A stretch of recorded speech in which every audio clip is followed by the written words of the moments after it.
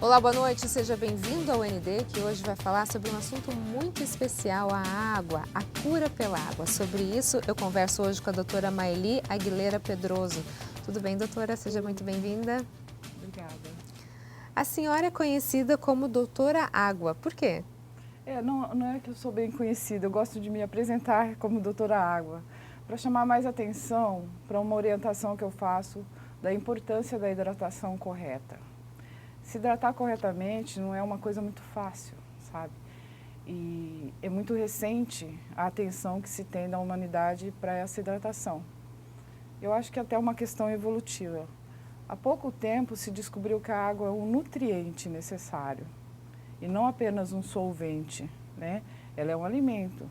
Então, hoje, na categoria de alimento, as pessoas ainda não sabem sobre isso. E elas esquecem de tomar água. Tem pacientes que não tomam um copo de água por dia. Por que eles podem se dar esse luxo? Porque eles são 70% água.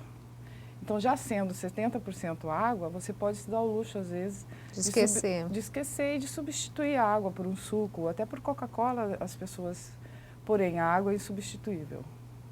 Agora a gente escuta muito falar que assim, o ideal seria a pessoa tomar 2 litros de água por dia. Isso vale para qualquer pessoa, qualquer biotipo, qualquer peso, não? Olha, eu acredito assim, através dos meus raciocínios clínicos, que acima de 30 quilos a pessoa deva tomar 3 litros de água. E eu descobri até assim, sob pesquisa de fontes, né, que se deve tomar aos goles, no máximo 3 goles. Porque nós temos a mesma frequência do planeta Terra, que é um planeta água. Não é a chuva mais fina que absorve a Terra e que hidrata a Terra? E isso somos nós. Se você toma um copo de água, todo ele passa direto. Por isso que as pessoas tomam um copo de água e correm para o banheiro. Ela não hidratou. Ela não absorveu a água passou por ela, mas não houve absorção do nutriente. Todo nutriente não obedece à força da gravidade.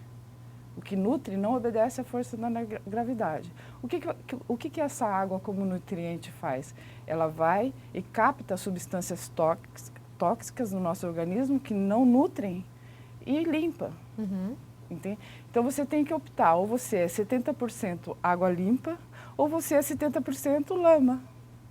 Né? Então o ideal seria beber essa água 3 goles para, 3 goles para. Isso durante o dia inteiro? Durante todo o dia. Eu chamo isso que você tem que estar conectado à água. É como se fosse uma conexão. Você não está conectado à internet, conectado ao mundo e ao principal elemento do planeta, você tem que estar conectado. Eu falo que é conexão água, né? Uma conexão individual. É um exercício que você começa, por exemplo, eu não tomo água. Você vai começar com 1 copo, 2 copos aos goles, até aumentando. Agora, a gente sempre fala sobre o aspecto da urina, né? Por exemplo, a cor da urina define se a pessoa está hidratada ou não, é isso? Ela define principalmente se você está com água limpa ou água a ser limpa, né? Então, assim, você olha o seu aspecto da sua urina, a hora que ela chega ao aspecto parecido com uma de água, é porque você está hidratada e limpa. Se a sua urina está mais pro amarelo, é porque você está ainda com as substâncias tóxicas em grande quantidade para o organismo. E essas substâncias tóxicas que dão todas as doenças. Agora, a senhora é clínica geral, Clínica é isso? geral. Consegue bater o olho num paciente, de repente, só de olhar e saber que ele precisa de hidratação? Isso é muito fácil, a hora que a gente começa a perceber. Porque eu acredito que quase todas as pessoas são desidratadas. É bem fácil, basta que mostre a língua. Ah, é? A língua é muito assim, é uma língua que fica mais de aspecto esbranquiçado, marca os dentes, né? Então, na rapidez, assim, você vê a língua do paciente, você já dá para saber. Se fica a marca do dente também, está precisando de hidratação. Está precisando de hidratação. E tem pessoas que tomam 2,5 litros de água por dia. Como ela não toma os goles, ela toma tudo de uma vez, copos e litros de uma vez, chega da academia, toma tudo. Ela fica desidratada. Eu já atendi várias pessoas assim. Nossa, mas eu bebo 2,5 litros, está bebendo errado, eu acho que o método, né? Porque é uma coisa assim muito de autoobservação. O que eu aprendi muito foi com os pacientes, né? Como você deixou de fumar? Ah, doutora, eu bebia água. Em vez de fumar o cigarro, eu bebia água, esperava um pouco e fumava logo depois. Então, os pacientes me ensinaram muito, muito. E A gente pode dizer que a senhora desenvolveu um método da cura pela água? É um método? eu acho que eu descobri como tomar água corretamente. Aí eu brinco com meus colegas, assim, que começam a questionar o método, eu falo, ó, começa a ingerir água aos goles, no máximo 3 goles, que daqui 4 anos a gente conversa, porque eu comecei isso fazem 4 anos. Então, é um tratamento, se é assim que a gente pode falar, mas a longo prazo. Eu posso usar água para um tratamento, para uma doença específica? Pode. Eu tenho um caso de erisipela que leva geralmente 10, 15 dias com antibiótico, né? De 4 dias de remissão da patologia, né? Porque o paciente não tomava nada de água. Ele passou a ingerir mais água por consciência, né? Que eu orientei, né? Tomou um antibiótico e em 4 dias a erisipela estava praticamente curada. Como é que a senhora começou, então, esse seu estudo sobre a cura através da água? O que motivou? O que motivou foi um problema meu, intestinal, muito sério na adolescência, né? Tive constipação intestinal bastante séria, depois obesidade quase severa, né? E eu comecei a estudar que existe uma balança no nosso organismo, que as nutricionistas falam muito, né? Você acha que é fome e muitas vezes é sede.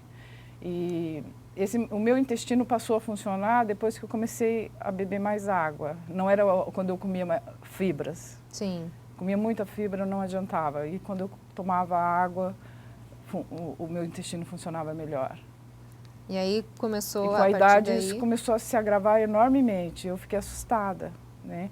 Aí eu estudei mais um pouco, frequência da água, um pouco de física quântica, né? É mais uma coisa matemática do que... A lógica da água é mais matemática do que química.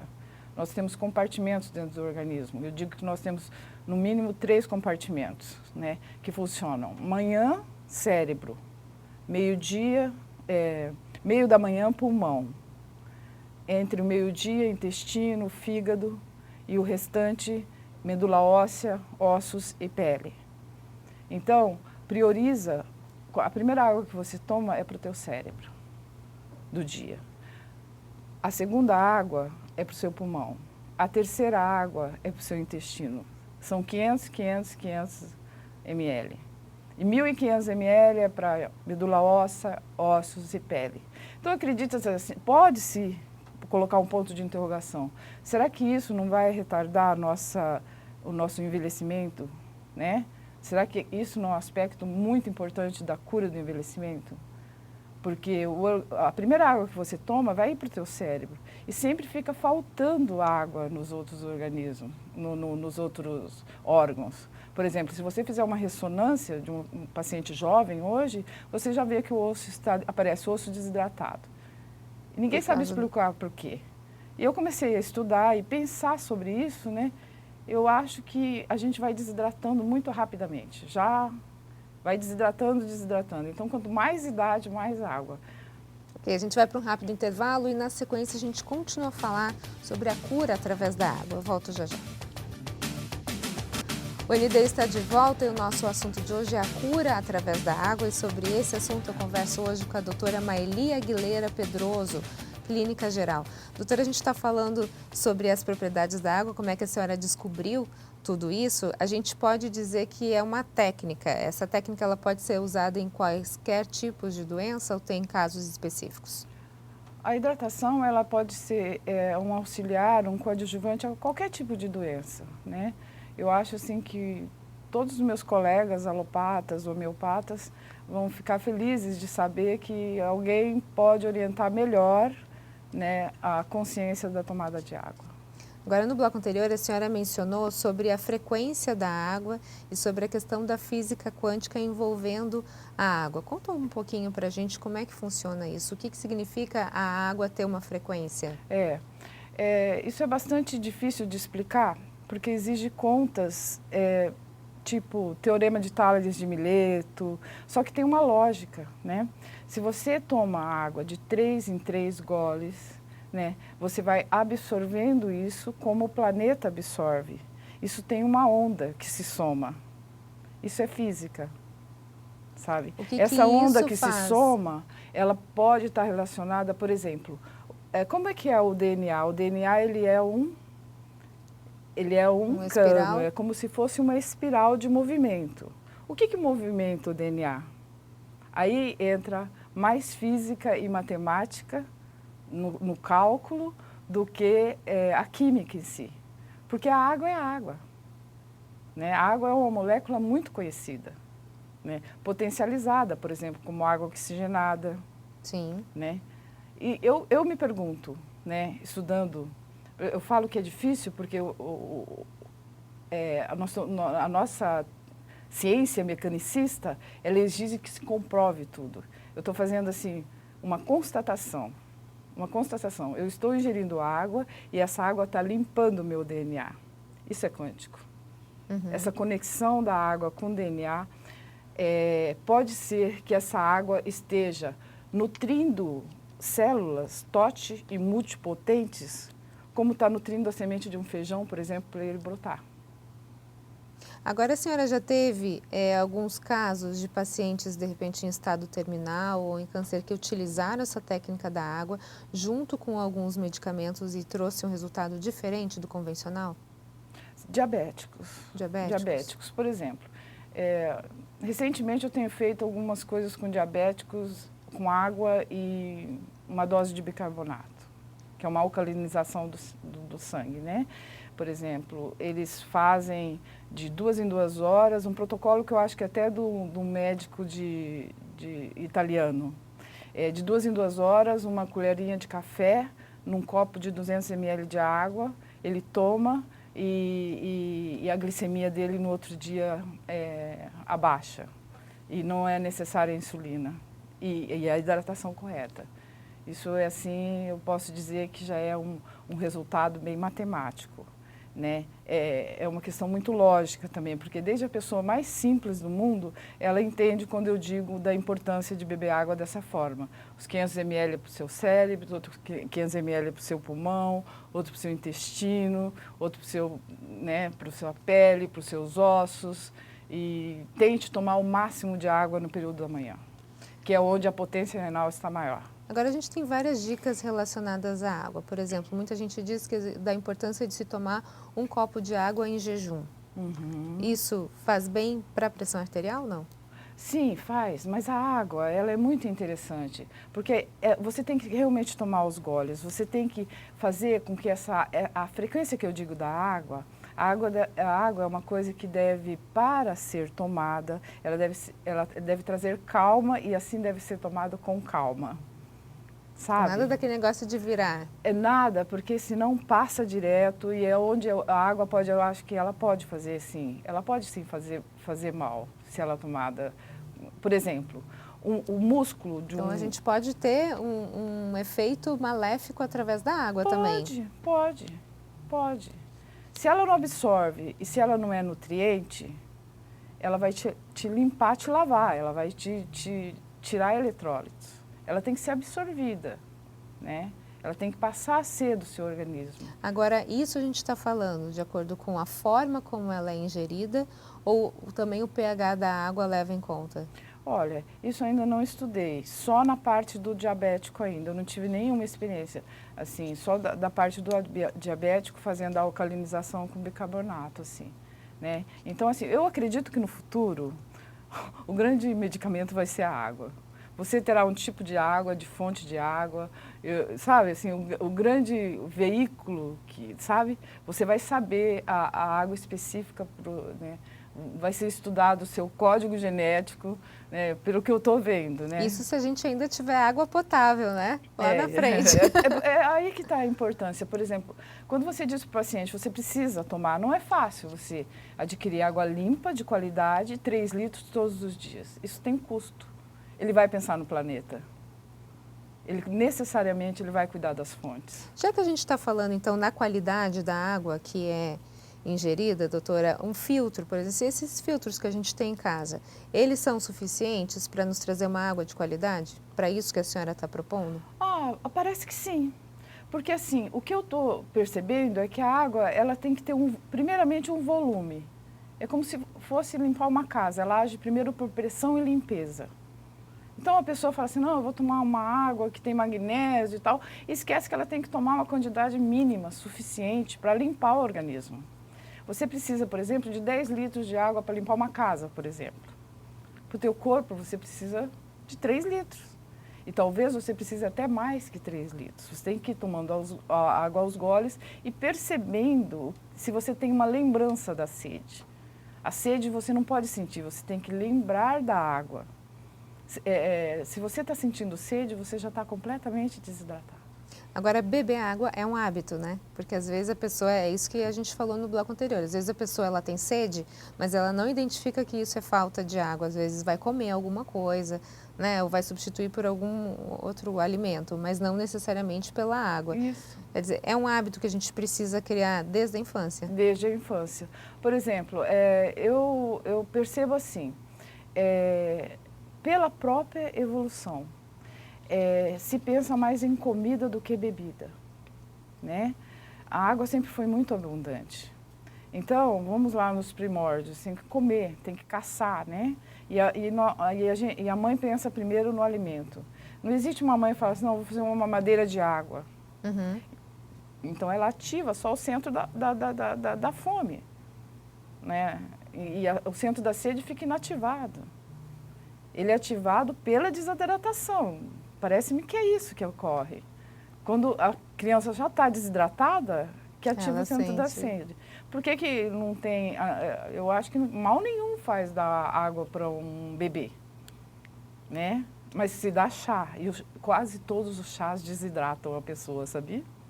Olha, então sobre isso a gente fala no próximo bloco. Eu volto já já. O ND está de volta e o nosso assunto de hoje é a cura através da água, e sobre isso eu converso com a doutora Maeli Aguilera Pedroso, que é clínica geral. Doutora, a gente está falando sobre essa nova técnica, né, de potencializar a cura de várias doenças através da água, mas a gente não está falando de tirar a medicação, então. Jamais. Na verdade, a água ela é um coadjuvante nessa história, é isso? Exato.